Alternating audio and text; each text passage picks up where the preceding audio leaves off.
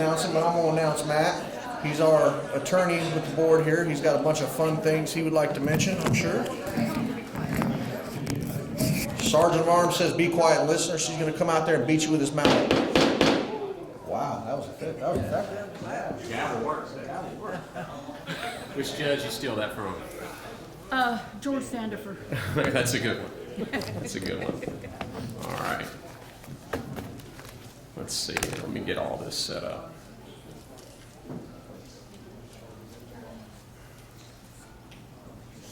All right, y'all. I appreciate y'all having me here today.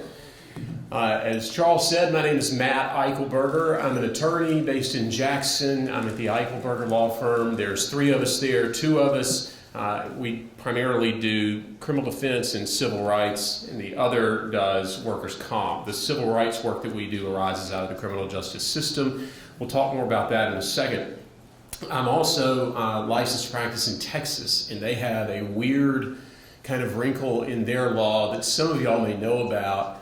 They actually will allow attorneys to post bail for their clients. So like if you're in Texas, you have to then deal with that competition too. Now, I wouldn't say there are many intelligent attorneys who do that because it creates all sorts of conflicts, but it's there, and I've always thought it was very strange. And each county there has a different regulation. Some counties you can just walk in and say, here's my bar card, and they will let the person walk out of the jail with you even on a murder. Others, you have to post all sorts of financial information with the sheriff beforehand. So anyway, it's a wild world out there. I know that y'all are a little bit under attack, and that's something that was interesting to hear about. I know about the Zero Bell projects and all of that SPLC and MacArthur are working on. And that's not really where I fall on all that stuff. We'll talk more about that again in a second. Here locally in Mississippi, we had Senator Philingame craft, frankly, a pretty strong and solid bill that would have clarified when your obligations end. And I don't know why it's so hard for some courts to understand that 3 years is 3 years, but it just has been. And unfortunately, that legislation died. It died right during the committee process, the conference committee process. And I'm not going to give out names, but there were some concerns that, and this is why it died, there were some concerns that we were giving bondsmen too much power with the language to file certain things with the court. And frankly, I viewed that as overblown, and it surprised me when that objection came up, and I heard about it after. But hopefully it's something we can get done next year, because I know it would be good for all of you to be able to get out from underneath these obligations, especially when I hear things like courts or some judges are now requiring you to stay on until financial obligations are paid, essentially making you collection agents for free for the court, and that's not how that's supposed to work. It's not what you're here for. So anyway, I wanted to give some tips. Charles had asked me to do that on how you can kind of help improve our criminal justice system through your role. First, I know y'all work some very strange hours, okay, to say the least. On TV, it's always the lawyer running in there at midnight 30, to go get somebody out of jail, or that's just not how it works. Y'all know that, I know that. I'm not going to jail after, say, 8 o'clock at night to pick up somebody unless they're related to me or they're a dear friend. Other than that, that's what y'all do, and I'll go see them maybe tomorrow. Anyway, because of that, I think it's sometimes easy to fall into being not as sharp in dress as you otherwise would be, because, at 3 in the morning, if you're having to run in there, you probably don't want to get all dressed up and everything else. You can't let that bleed over, though, into appearing in court. I've seen some folks who were bonding agents come in pajamas and that sort of thing to court, and that's just not good for anybody. It's a very serious role that you play in the system, and how we dress matters.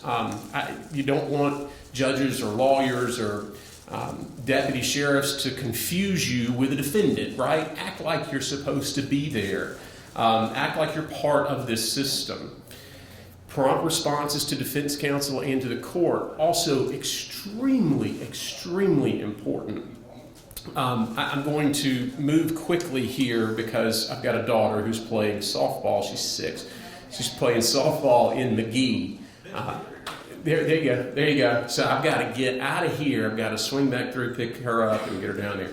Anyway, prompt responses to defense counsel in the court. Y'all oftentimes have information, and this plays into the next part of this too. Y'all have information that, frankly, sometimes we don't have, and that's by design, sometimes by our shared clients. They don't always tell us everything about what's going on. They don't give us the information that we need. Court is the same way. So it's important that you get back with us quickly, and I'm not saying that anybody in this room doesn't do that. I'm saying it's something to keep in mind and something to shoot for. Along the lines of that, anytime you see possible substance abuse or mental health issues with criminal defendants, please let us know. You're on the front lines. You see the people that we will share as clients in a way that we don't get to see them usually, right? You're there right after something has happened. You'll know whether or not they were high, usually. You'll know if they're dealing with some sort of mental health issue. By the time they come see the lawyer, they've cleaned up, sobered up, and they might be hiding some stuff from us that oftentimes can help us get a much more favorable resolution to their case. Particularly in some of the counties that surround Hinds County, Rankin-Madison, people can get into drug court now in times where in the past they haven't, and you can get much better help and resolution for them than we've been able to do in the past. So it's extremely important that you let us know if there's a mental health or some sort of substance abuse issue, because oftentimes it'll help them a lot in many different ways, and they don't always giving us the full story. They're not always coming in and saying this is what's happening. They'll hide it from us. They might say, yeah, I use meth once or twice every 3-4 months, while they told the bondsman, yeah, I use it once, twice a week, and they're more honest with y'all. So on to a little bit more serious point, but it's kind of related to this. Everybody in this room loves our country. We love America, we all do. But we have to remember that America is not a place. It's a set of shared ideals, and it always has been. When this whole thing started, Thomas Jefferson put his pen to paper and announced the birth of our country, and he did 2 things when he did it. The first thing he did is he told Britain, hey, we're breaking up with you. Hey, this didn't work out, and he told them why. He told the whole world why. He didn't say, King, look, we're a bunch of white Protestants living over here on the other side of a big ocean. We drifted apart, and it's not going to work out. That's not what he said. He came right out and he said it, and it's the words that you've all heard for years and years, and you could probably say them before I do.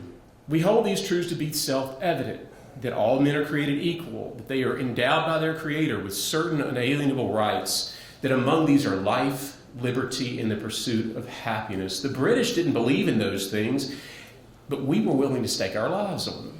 The first 2 things, the first 2 rights he talked about, life and liberty, are what we all deal with in the criminal justice system.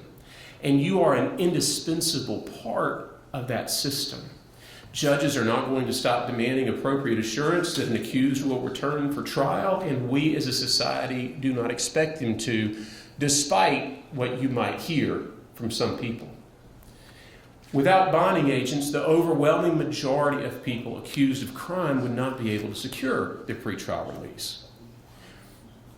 But as part of that criminal justice system, and I alluded to this earlier, responsible for 2 out of the most important rights human beings have, you have more of a role to play than you might imagine, especially here. Now I'm about to read you a quote, the first part of you've heard before. In Requiem for a Nun, our fellow Mississippian William Faulkner wrote, the past is never dead. It's not even past. And we've all heard that.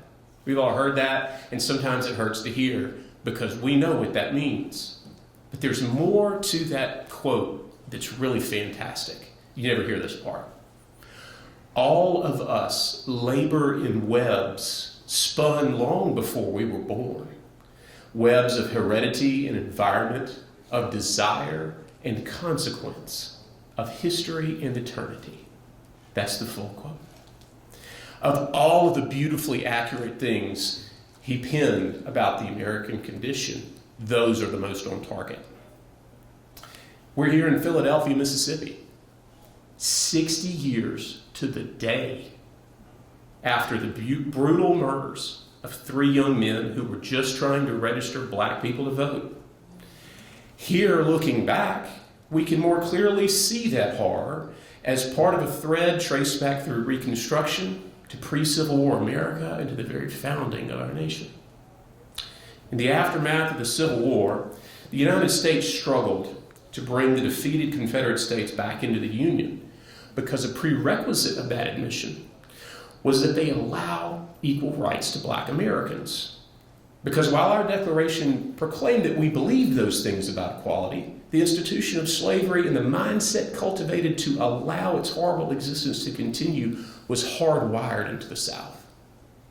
The conflict led to the Three-Fifths Compromise in an effort to keep America from dying in the cradle, and it ultimately led to our Civil War. Shortly after the Civil War, in 1871, Congress passed the Ku Klux Klan Act in an effort to prevent law enforcement from depriving Americans of any race of their civil rights. The reason it was called the Ku Klux Klan Act is because law enforcement often partnered with the Klan to violate civil rights. In 1871, on June 24th, 1963, 93 years after the passage of the KKK Act, and 60 years ago tonight, the very thing Congress specifically outlawed in 1871 happened here in Philadelphia. Law enforcement officers within the Neshoba County Sheriff's Department plotted with the Klan to kill Michael Schwerner. They wanted him dead because he was in town to register blacks to vote. Days before his murder, they went looking for him at Mount Zion Church, just outside of town. They beat the people inside, they did not find him, and they burned it to the ground. He heard about this, and so he came to investigate himself. He was with 2 others, and they were returning from Mount Zion to Meridian when the Neshoba County Deputy Sheriff Cecil Price pulled over Schwerner's car and arrested the 3 occupants, Michael Schwerner, James Chaney, and Andrew Goodman. Chaney was driving, and they charged him with speeding. And the other 2, and this is a phrase we've all heard in this room, they were held for investigation, right? Every bondsman knows this. Oh, he's being held for investigation. Price then alerted local Klansmen, some of whom were his fellow local law enforcement officers, other deputy sheriffs, and policemen from here in Philadelphia. He told them, I've got Schwerner. Then they planned, and they were released from custody. They released 3 of them from custody around 10 p.m., just after dark on the summer solstice. Y'all remember how bright it was last night and how late. Law enforcement followed them. the plan was, MHP was to pull them over, but local law enforcement couldn't wait. So they did. It's a policeman. Pulled him over and put the 3 of them into the back of his cruiser.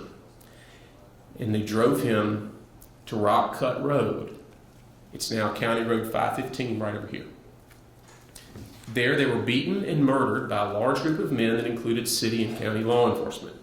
Their bodies were buried in a dam that was being constructed on a nearby farm. It is still there. The woman that owns it and lives on it is a state senator.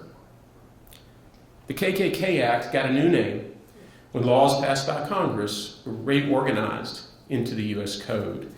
It is now 42 U.S.C. Section 1983, and it is the law that allows Americans to stand up to the government when the government violates our civil rights. Section 1983 is the law us lawyers use to hold law enforcement accountable when they do something wrong. Those lawsuits are extremely difficult to win, even when the officer is on video doing the wrongful act, but we file them anyway because it's the American thing to do. It is also the American thing to do for you to let us lawyers know when you see law enforcement misbehaving. But because you are so close to the action, you are more likely to see the evidence of that brutality and neglect than I ever will. Pike County. People have been sitting in just filth in Pike County for years. Some judges, some federal judges, finally toured it here a few months ago. Y'all, we don't know. But when I was talking to local bondsmen about it, they knew. They knew. I encourage you, if you ever see anything like that, if you see understaffing, if you see medical neglect, if you see brutality, please reach out. We may not be able to fix it. We may not be able to file a lawsuit that we can win, but we know that it's there. It's the American thing to do. It's the patriotic thing to do. I deeply appreciate your profession and the work that each of you do. For 20 plus years now, I've been a criminal defense lawyer in this state. I have seen the amazing things that you do for your clients. I appreciate it. I know it. I know how kind and generous the people of this organization are, because I see it every day. I thank you very much, and it's my honor to be here today, and it's my honor to serve as your attorney. That said, I've got to get my girl to McGee. So thank you all again very much for having me here. I hope I didn't go too long.